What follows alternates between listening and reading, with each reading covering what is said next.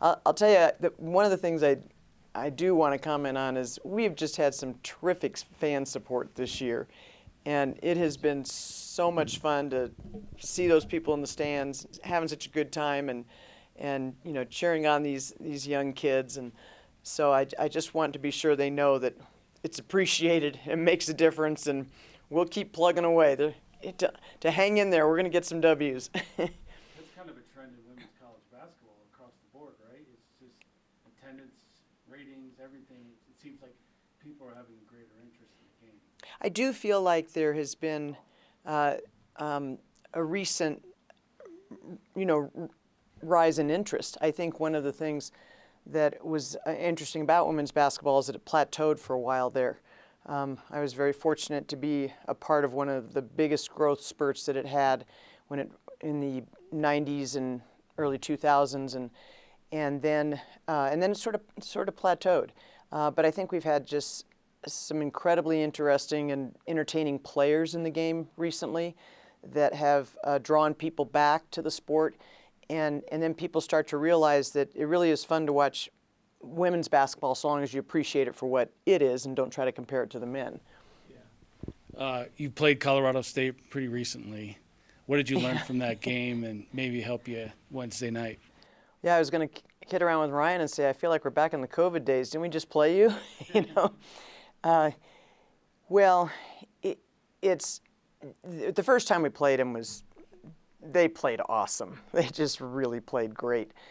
And we started so slow, and so I hopefully we'll be a little bit better and they won't be quite as good. And then maybe we've got a shot here, but we've been taking some very good strides, again, switching lineups, trying to play the young kids more. Really like the young players on this team, and just feel like we have a terrific future, and we're just trying to speed up the future, if it's possible.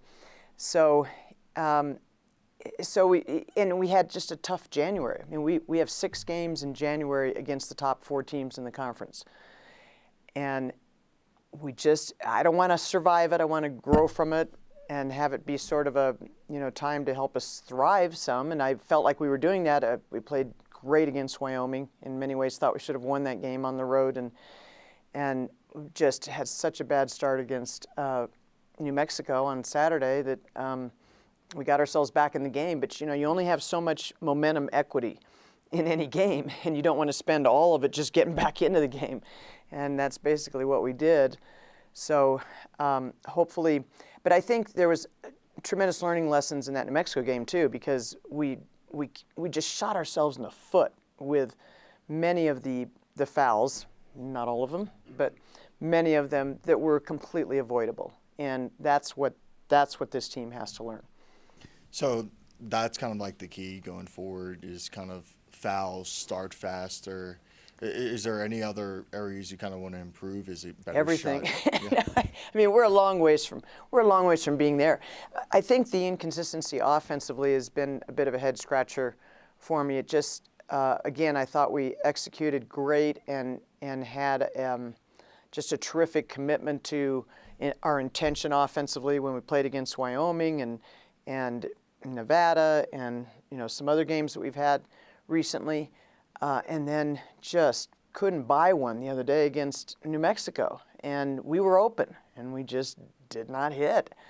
And so that always kind of makes you go back to the drawing board and saying, what, do we need to shoot more? Do we need to, are we practicing the right kind of shots? Or what's the deal? They were big. Everybody's big. I don't think we played a team yet that wasn't big compared to us. So, so we sort of have to get over that. Although 6'5" and 6'6" is a bit of a different level, but she was really big. but it's all part of the process, and I hope that January ends up being, just a terrific learning ground for us. It's our basic training, I guess. What growth have you seen from Keely kind of this season? I think Keely is very much experiencing what a lot of freshmen experience. She has a tremendous gift, incredible pure shooter, really struggled the other night. And she's trying so hard to get everything else right. Things you never had to think about when you're in high school. And she's got to think about 1,000 things more than she ever had to think about when she was in high school. And she's trying so desperately to get it all right. But sometimes that takes you away from, what you do the best. And I believe that that's what she's struggling with. She's just trying to do everything that, like, she'll come in, terrific shooter like that, and she'll ask me, well, okay, is my defense getting better? Say it's getting better. And but you gotta just really love that she's committed to trying to get all aspects of the game down. But that's a lot. That's a lot to have to master all in, your first season. I know, like, earlier in the season, you were talking about kind of how you toned it down a little bit from, like, your competitive fire, like, yelling at players. During this losing streak, have you, how are you trying to get your message across to the team? Well, I've been patient because they're young. And you just, I have a very core philosophy in my coaching that I'm never going to be upset about something that you haven't spent a lot of time we haven't in practice spent a lot of time trying to get right. I'm not going to be mad at you if it's not right in the game if we didn't spend the time in practice to get it right.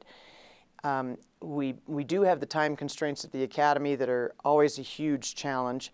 And one of the things that we're struggling with is we have all these different lineups, and we've got people that we're plugging in different places, and now we're trying to integrate Joe Huntemer back into the lineup.